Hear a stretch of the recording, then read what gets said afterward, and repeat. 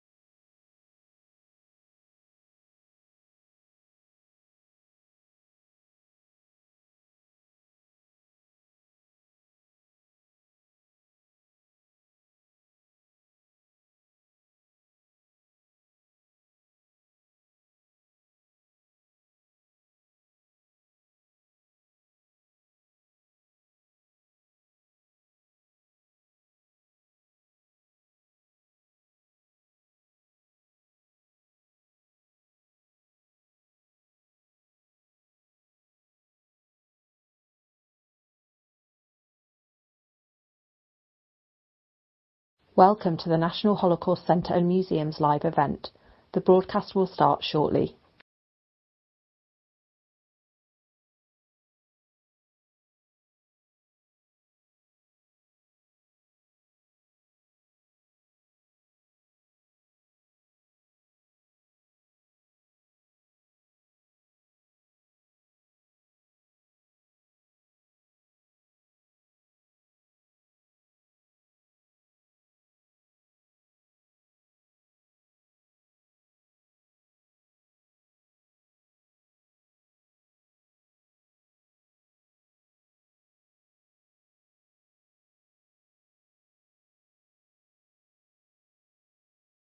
Welcome to the National Holocaust Centre and Museum's live event.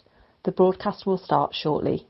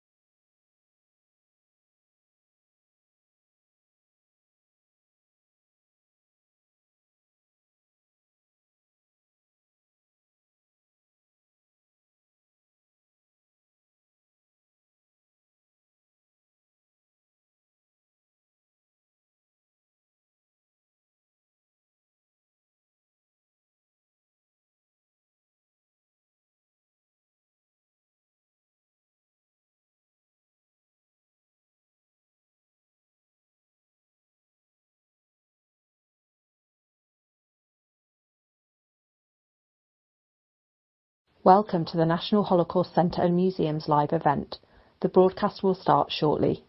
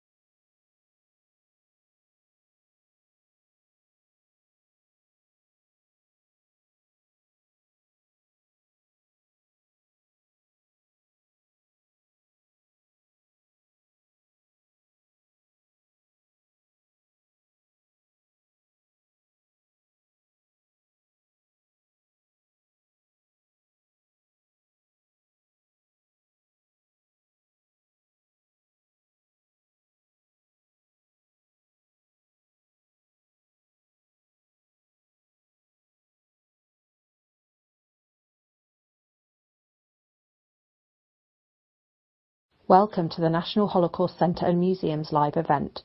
The broadcast will start shortly.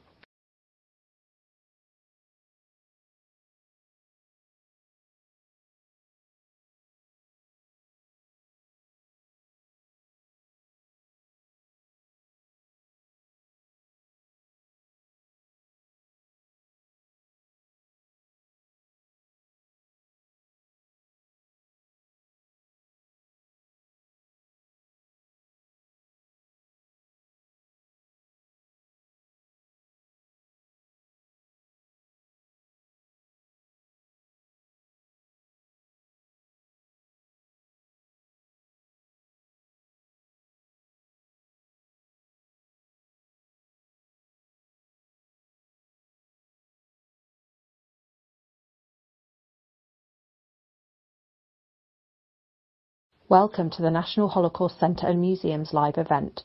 The broadcast will start shortly.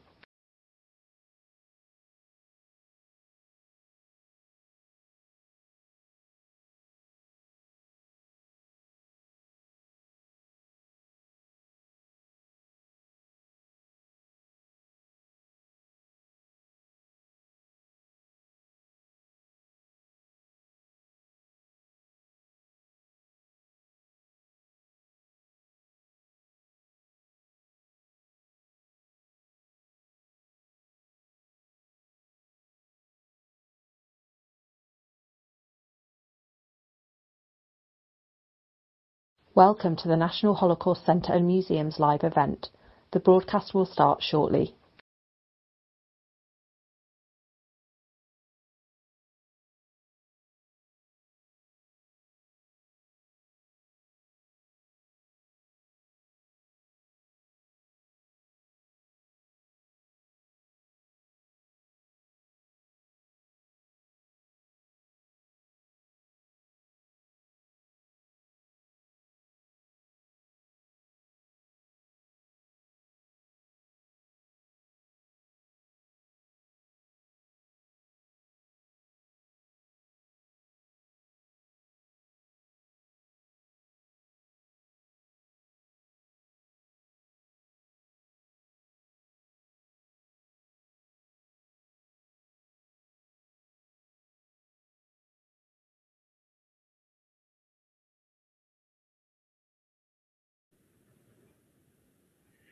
Good morning to you all.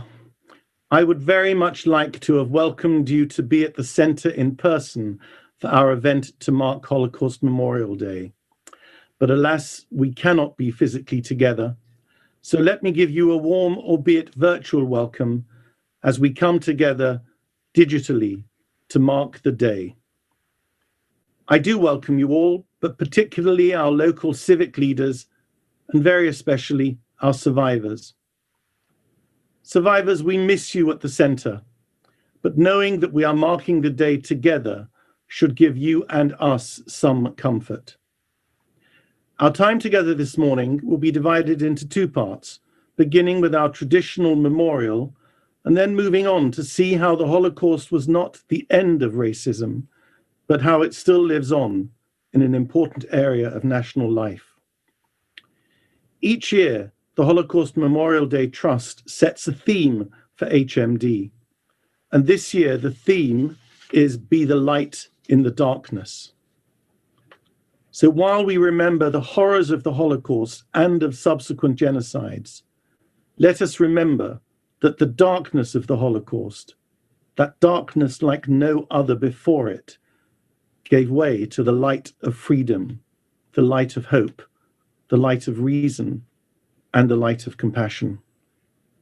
We at the Centre have been fortunate since its creation to have taken survivors into our hearts and helped them tell their stories so that all who have listened to their testimony have themselves become witnesses to what they experienced. They have been the light on the darkness of the Holocaust, in the knowledge that the light they have brought will continue to shine when they are no longer with us. Let us just take a moment to remind ourselves what this centre is and how it came into being.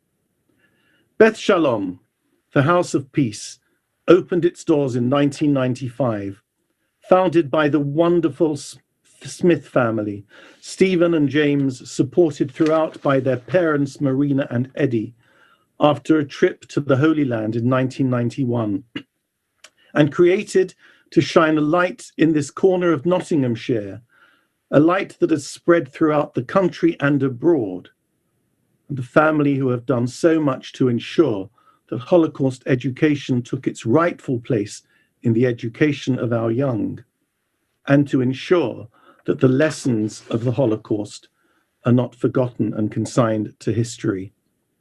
They created a museum, a centre of education, and a memorial garden, but they also built a home from home for the survivors, an extended family for those who had lost so much.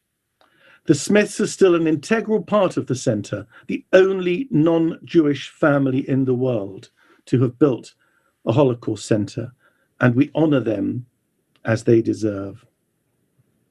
As I've said, survivors have been at the heart of the centre from its beginning, but this year, unhappily, we have lost 9 of our survivors, and I want to say just a few words about each of them, as they were so important to them, and I know that the centre meant so much to them.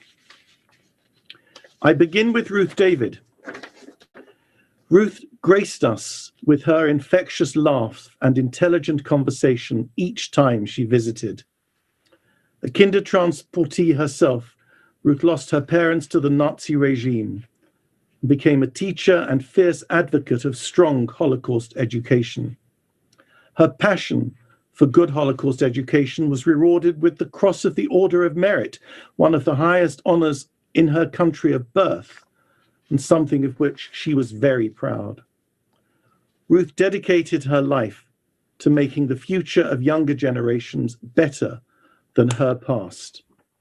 One of the ways in which her memory will live on is through our app version of The Journey, where her calm prologue and epilogue will grace the screens of primary school children for years to come. Dorothy Fleming, who I knew, in fact, before I ever had any contact with the centre.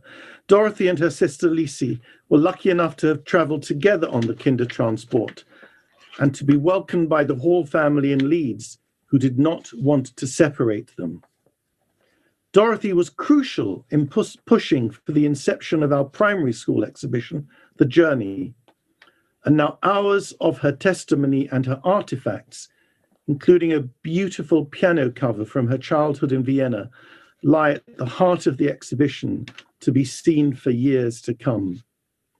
Dorothy brought light to many through her career as a teacher and to her family, going on to marry and have children, grandchildren, and great-grandchildren. Otto Jabukovich survived Theresienstadt and was taken to Auschwitz.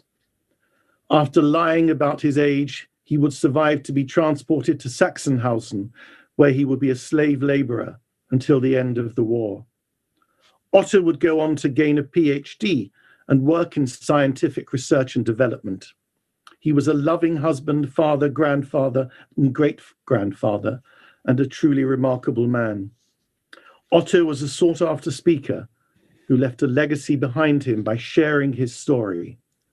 From his suffering, he truly saw that hope for others was born. Gita Og. Gita's journey took her many places, including Lisbon, Gibraltar, and London, where eventually her family were able to escape Nazi persecution. Gita would settle in London and became an inspiration to many through her career as a teacher of modern languages and her regular appearances speaking at the centre. She too was a remarkable woman who worked hard to inspire others. In her words, Gita described her story as a tale of adventure and optimism, the simple and true story of an individual and a story of hope. Ellen Rawson, the smile. We welcomed Ellen Rawson at the opening of the centre and were blessed with her support and wisdom throughout. Ellen came to England on the Kindertransport and provided inspirational teaching to primary school children who were lucky enough to have heard her speak. Her cherished character, her love for playing bridge, and the friendship she shared with us is truly cherished. Ellen donated a number of artifacts to our museum collection, and the insight and support she gave to us will never be lost. Sue Pearson. Sue Pearson left Prague in June 1939 after her parents were able to secure a place for her on one of the Nicholas Winton transports. Sue would go on to deliver her testimony to thousands of children and made an impact on all of them as a true advocate for strong Holocaust education. She explained the need to appreciate diversity and difference and spoke openly and passionately, not only here, but in her beloved Sheffield, where she played an important part in civic life. Sue was a friend to us from the start, offering invaluable key counsel for the first concepts of our Journey exhibition. Her legacy will truly stay with us forever. Howard Kendall. As a child, Howard was able to leave Vienna and come to England on the Kinder transport, joining his brother Robert, who had already arrived.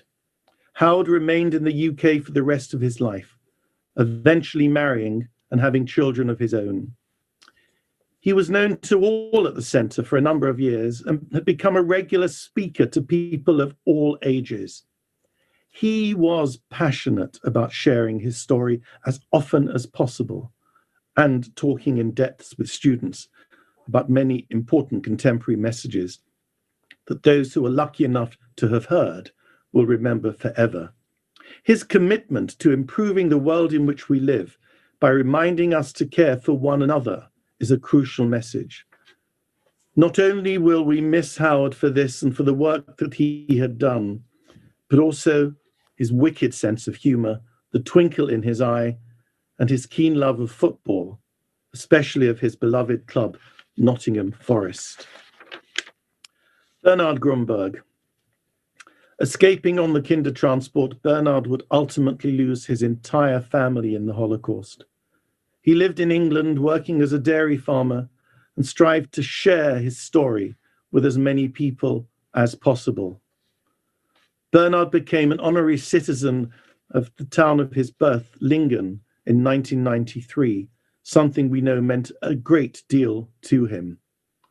Bernard did always think of England and of all of us as Beth Shalom as his home, and we were proud to welcome him here. For him, among so many others, the centre was a home from home. His cheeky sense of humour was especially well known and will never be forgotten. Rudy Oppenheimer. With Rudy's passing, we said goodbye not only to a remarkable man, but also to the last of the Oppenheimer siblings. Rudy endured Bergen-Belsen concentration camp with his brother Paul and his sister Eve. The family worked tirelessly to try to make the future a better place, free of the atrocities they had lived. Each member of the Oppenheimer family was a true inspiration and guiding light in society. As a family as a whole, they proved to be rare and true shining examples of the good that can exist, even when escaping true darkness. Rudy spoke a total of 1,793 times, and with audiences of up to 200 people at a time, we know that he inspired over 100,000 school children. A staggering achievement and an unfathomable loss now he is no longer with us.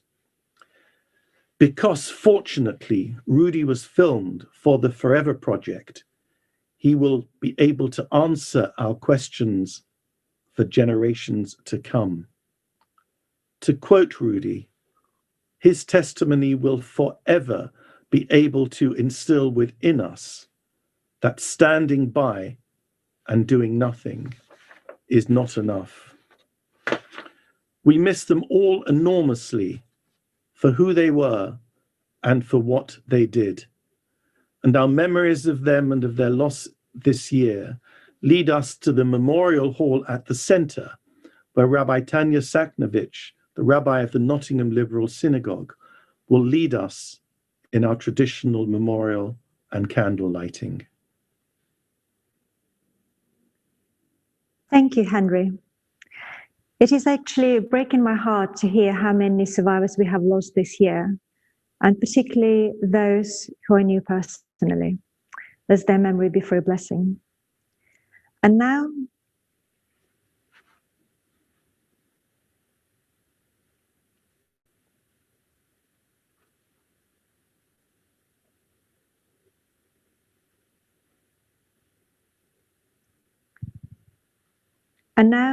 I will be lighting 6 memorial candles in the memory of the 6 million of our people, adults and the children, the victims of the Holocaust.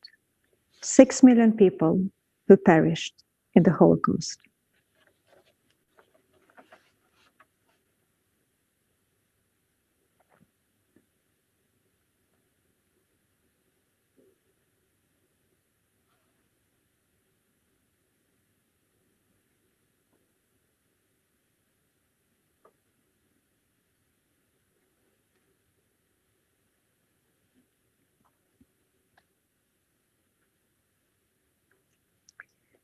We pledge ourselves to stand up to racism whenever we encounter it, in the memory of those 6 million of our people. Let their memory be for a blessing. Zichronam livracha. Itgadal veitkadash shmei Rabbah, be'alma divra chiroteh ve'yamlich malchuteh, b'chai echon u'vyom echon, ובחיי דכל בית ישראל בעגלה ובזמן קריב ואמרו אמן. יהיה שמי רבה מברך לעולם ועלמי עלמיה. יתברך וישתבח ויתפאר ויתרומם ויתנשא ויתהדר ויתעלה ויתהלל שמי דקודשה בריהו. לאלה מן כל ברכתה ושירתה, תושבחתה ונחמתה, דאמירן בעלמה ואמרו אמן. יהיה שלום רב מן שמיה וחיים עלינו ועל כל ישראל ואמרו אמן. עושה שלום במרומיו, הוא יעשה שלום עלינו ועל כל ישראל ועל כל בני אדם ואמרו אמן. Through the current global pandemic, many more people can identify with the survivors of the Holocaust and other genocides. We are all survivors in some way since the beginning of the COVID pandemic. We have all been struggling at some point through the last year, either physically or emotionally or mentally. How lucky are we to be sheltering in our own homes rather than in hiding places or going through the horrors of the concentration camps as the Holocaust survivors did. The time of darkness has befallen us, and the long winter nights have symbolized the darkest hour of the pandemic. However, the days are growing longer, and the nights are becoming shorter. The number of COVID infections is going down, and the number of vaccinated people is going up. Slowly, we are approaching the light at the end of this COVID tunnel. The end of the darkness is near, but we are not there yet. So it is time for us to draw inspiration from our ancestors and Holocaust survivors, and to find the sources of light and joy within ourselves and the people around us. As the poet Amanda Gorman said at President Biden's inauguration, "For there is always light, if only we are brave enough to see it. If only we are brave enough to be it." Let us become the light for ourselves and others while we are approaching the end of this COVID tunnel. And so we pray. Adonai, Eternal One, bless us with your presence of peace in our minds, of confidence in our hearts, and of light in our souls. Help us to become a blessing for each other and bring a light to our fellow men and women who are struggling. Heal those in need of healing with refuah shlema. Mi sheberach imotenu mekor habracha lavotenu. Bless those in need of healing with refuah shlema.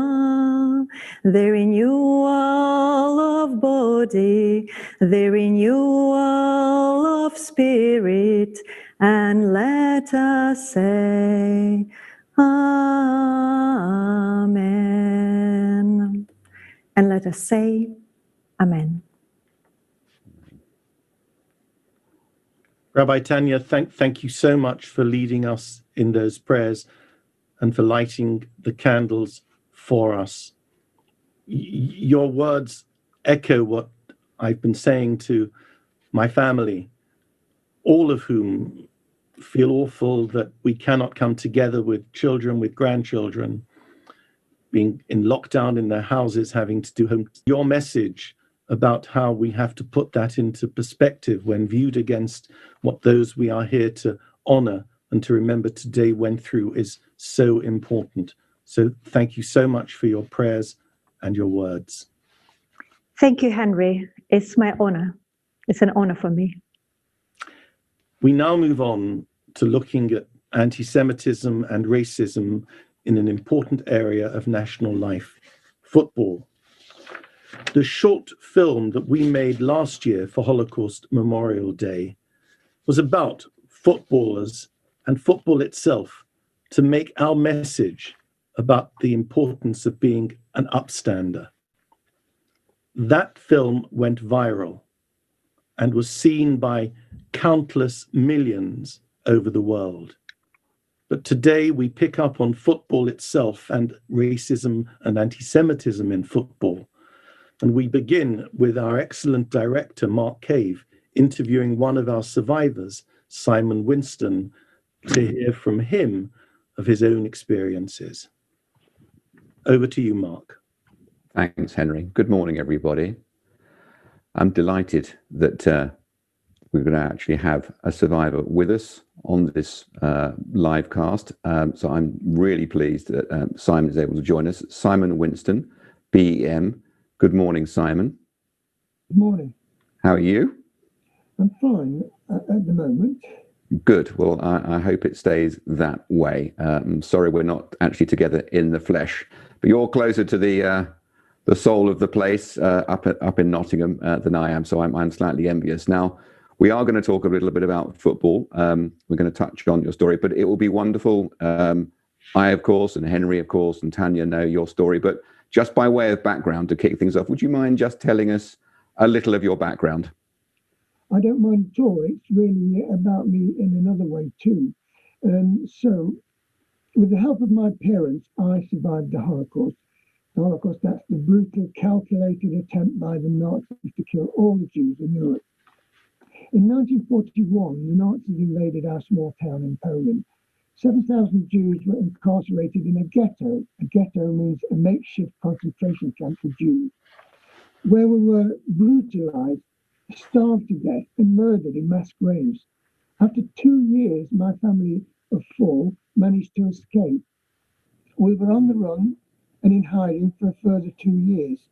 After the war, we had to linger for yet another 2 years in displaced persons camps, DP camps, in Poland and in Germany. We survived, but we lost our home, our dignity, and I lost my childhood. We were looking for a country that would give us sanctuary. In 1947, we were fortunate to be allowed to come to Britain to live. Eventually, we were accepted as equal citizens. I was overjoyed. I learned a new language. I went to a proper school. I played new games, and I made new friends. Thank you. And I believe that you also, in this new start and new life, also found a new hobby. Yes, one of my new friends introduced me to Nottingham Forest Football Club. He took me to my first match in the city ground. I loved it. I remember standing in the terraces. There were a few seats at the time for spectators, amongst a crowd of about 30,000. And that was a lot, considering we were only in the third division. And we were, I remember there was a big noise every time Forest scored, not so loud when the opposition scored. There was no segregation of fans. Opposing spectators could stand wherever they want to. We would befriend our opposing fans, have a laugh with them. None of this violence and racism that you get today. But things, I think, started to change, I would guess, around that time, didn't they? Yes, gradually rivalry became fiercer. Forest hooliganism, football hooliganism, had crept in. There were fights, opposing supporters were fenced in, and there was the beginning of racist chanting. I suppose it was an attempt to put off opposing players, but it may have been something more sinister than that. At about that time, Nottingham Forest were having a great run. They'd recently won 2 European Cup cup matches in a row, and they produced the first black player to play for England, Viv Anderson.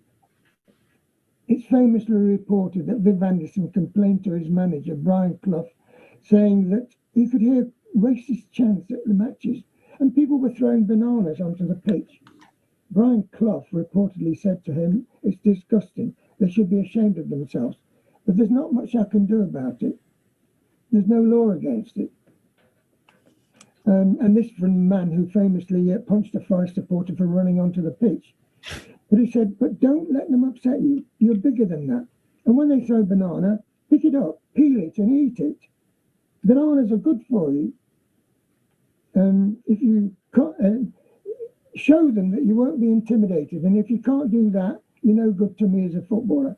Actually, Brian Clough did a lot to try to curb racism in football. Yeah, he did actually. I mean, God bless his soul. What a character. But yeah, of course, I do remember Simon. It was as a fan myself that it was a bad time to be a player of colour in football. But it wasn't just about anti-black racism in the game, was it? No, it was about that time that anti-Semitism crept into football. Yeah. There was a team in London that supposedly had a large Jewish following, Tottenham Hotspur. Some board members were Jews, and they even had a Jewish manager. I remember the Yids chant every time Spurs came to the City ground, and nasty references to the Holocaust. It was only later I understood what the hissing sound was all about. In 1991, Nottingham Forest got to the final of the FA Cup at Wembley against Tottenham Hotspur of all. I remember it well. I parked my car, walked to the ground, over the bridge, sat in my designated seat. I was surrounded by Forest supporters, including some friends I recognised. The match went well. Forest scored the first goal through a Stuart Pearce free kick. And then Gary Lineker, I think it was Gary Lineker, scored to level the match. 5 minutes after the match should have ended, Des Walker, another Black Forest player who played for England, headed the ball into his own net. An unfortunate own goal. Suddenly boos started, but also the anti-Semitic chants, including that hissing noise. It came from the Nottingham Forest supporters, my friends. I heard one chant that sounded like, "Gas the Jews, they're no use." I wanted to punch someone. I wanted to complain, but I didn't. I was in denial. You see, when I first came to Britain, in spite of all the positives, there was racism here and no laws to prevent it. Name-calling and anti-Semitic jokes were prevalent. I had fights at school, in the army, even at college. In the end, I got fed up of fighting. I wanted to get on with my life, so I didn't tell people I was Jewish, unless it was absolutely necessary, for nearly 50 years. After that cup final, I should have waited until the next Forest match and brought up the matter with my supporter friends. I could have consulted the Forest management about it. I could have gone to my local MP and demanded that Parliament establish laws to prevent racial abuse in football. I could have been the light in the darkness, but I didn't, and I wasn't. I simply handed over my season ticket and have never been back to a Forest match since. Well, Simon, I think you're very hard on yourself, and can I just say you are a light in the darkness, and not just today or this year, but for the many, many years that you've been telling your story. I mean, the story you just told is very sad, and I can't imagine how hurtful it was after everything that you had been through. But as I say, you have gone on to be a prolific speaker about your life and your identity, and of course the Holocaust. So can I just ask you what changed? Well, just over 20 years ago, I discovered Beth Shalom, the House of Peace that Henry was referring to. It's now the National Holocaust Centre and Museum. There I found out who I am, what my history is, and what advice I have to give is important. You have to tell people that abuse and unfair prejudice can lead to discrimination, that discrimination leads to hatred, that hatred is followed by violence and genocide. And you have to tell people that the Holocaust wasn't a joke you can laugh about it a football match. I've not been able to shut up since. Now I feel I may be the light in the darkness. I wish I could have been that light in 1991 after that FA Cup final match. God bless you, Simon. I've made my comment on you. Thank you for telling us that story. But I thought, as you know, we wanted to bring Chris Hughton, the new manager of Nottingham Forest, onto the programme today, but he couldn't make it. But I was able to catch up with him yesterday. So let's just have a little listen to what he had to say about your story. Chris Hughton, welcome. Thanks for joining me. No, you're very welcome. So, you've had a long and distinguished career as a player, domestically and internationally, and now as a manager. You've experienced racism, I know, as a player, or you did. So the question I wanted to ask you is, how far do you think the game has progressed since you were playing? And if there has been any change, what's driven that? Well, there is no doubt that there has been change. Some very good campaigns that have been involved in the game to eradicate racial abuse, and particularly, the biggest area would be, of course, what we would have experienced on the touchline and from sections of crowds. So that would probably be the most visual aspect, because that was something that was a weekly occurrence for myself and so many other players. Of course, what is allowed and what is not allowed, and even what we would have experienced on the football pitch. And credit to the game and to the FA, that's something that they have really clamped down on, and we have seen players being suspended, and we are seeing players being punished for that. The game overall is a more comfortable place for supporters to go and to not hear racist abuse on the touchline. But of course, what has come very much to the fore at the moment is social media. Very much an increase again in the type of abuse and abusive language that we would have heard very much in the past. But I think we are going through a period now where I think people are far more conscious about the things that they say, and of course I think the campaigns that are involved in the game, that have been involved in the game, have played a big part in that. I think you quoted the Formula One driver, Karen Chandok. It's not enough to be non-racist, you've got to be actively anti-racist. For you, what's behind that statement? I think probably it sort of stemmed from, and as I say, as you get older, you like to think that you get a bit more worldly, and I think probably it was more about everybody being more proactive than sort of reactive. Because what I'm seeing at the moment, and of course certainly regarding the Black Lives Matter campaign and what that has done to, I think, opens people's eyes in the game.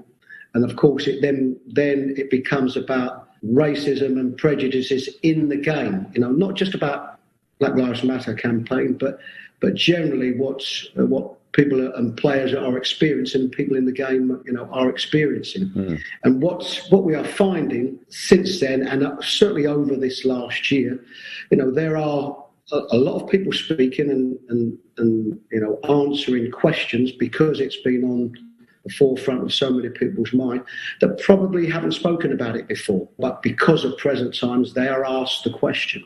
And even, if we are looking at employees, looking at their structures, what structure that they have in place that really encourages, a multicultural thinking.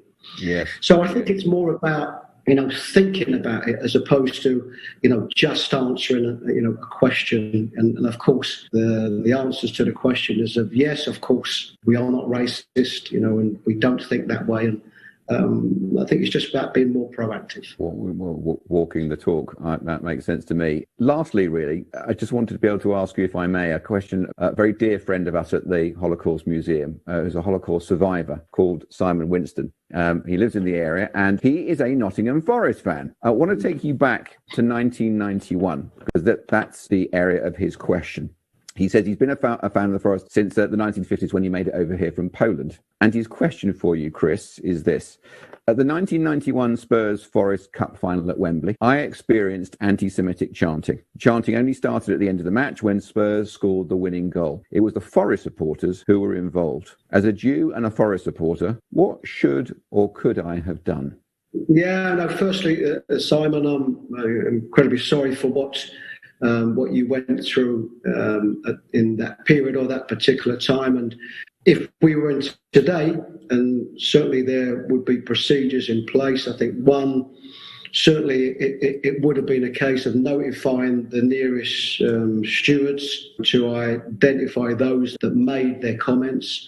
I think it would be making it known, it would be writing to the club with your disgust of what you had heard. But I think probably at the time, those options weren't probably available. And the option that Simon took was to come away from that.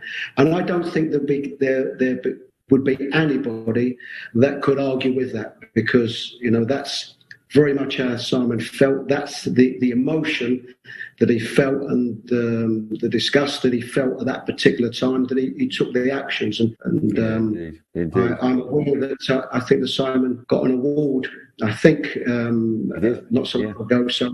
So our congratulations, and my congratulations to him. And it would be a pleasure to meet him. Ah, that's great. I'm sure he'll be thrilled to hear that. One last question. Is there anyone that comes to mind? I'd love to ask you, given that this year's theme for Holocaust Memorial Day is Be a Light in the Darkness, are there any particular young leading lights? Jordan Henderson, I think, has been very much at the forefront of what a lot of the captains have done as regards the taking of the knee. Raheem Sterling, of course, I think one.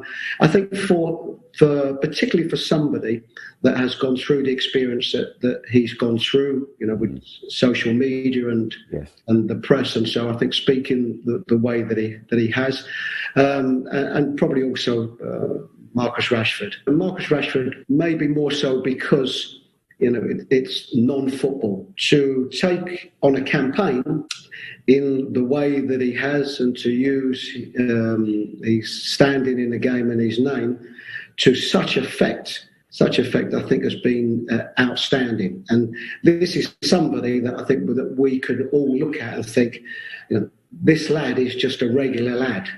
Well, listen, they are all three of them. They are great and inspiring role models, but so are you. It's very easy to get angry, and unfortunately people don't always react well to that, but you put your point across with, decency and calm, and it's the very antithesis of all the kind of nastiness that goes on social media. So please keep up the good work, and I wish you all the best. Thanks very much for joining me today. Thank you very much, and I look forward to that invitation. Come to the museum. Yeah, absolutely. Can't wait to have you over, and all the team. Look forward to seeing you. He was such a lovely guy, Simon. And we talked much longer afterwards as well about you, and he really would love to meet you. So you heard his invitation. Can he tempt you back to the City Ground after all these years? Well, not at the moment, but who knows? True. Hopefully in the summer, pose a vaccine. By the way, he was a great footballer as well. He was. He's a lovely man, and I think he'll do good things at the club. Simon, thank you very much for today. And now back to Henry. Simon, let me add my thanks to Mark's, not only for today, but for everything that you do for the centre. And may you be with us to do it for many, many years to come. And we want to thank Chris Hughton as well for giving us that really fascinating interview.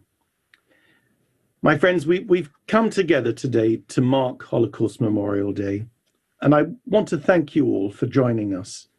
Next year, I hope and pray that we can be physically together. But in that time, during that time, each of us can be a light in the darkness and follow in the footsteps of all of our survivors, those who have passed and those that we're still lucky enough to have with us, taking their light forward to future generations. Each one of us has choices to make in our lives. And to show us how important making those choices are, we end with the film that we have made for this year's Holocaust Memorial Day, directed by Malcolm Green, with sincere thanks to the Genesis Philanthropy Group for their very generous support. So to you all, thank you again for joining us, and please, please, be the lights in the darkness. Thank you.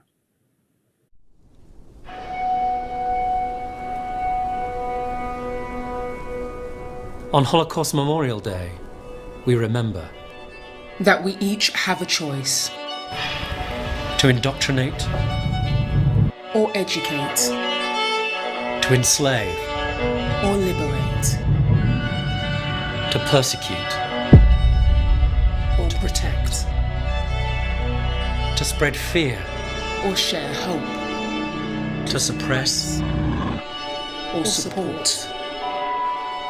to act with unspeakable cruelty, or incredible kindness, to enable genocide, or inspire generosity, to divide and segregate, or unite and integrate, to stand back and look away, or stand up and look forward, to kill, or to save, to hate, or to love.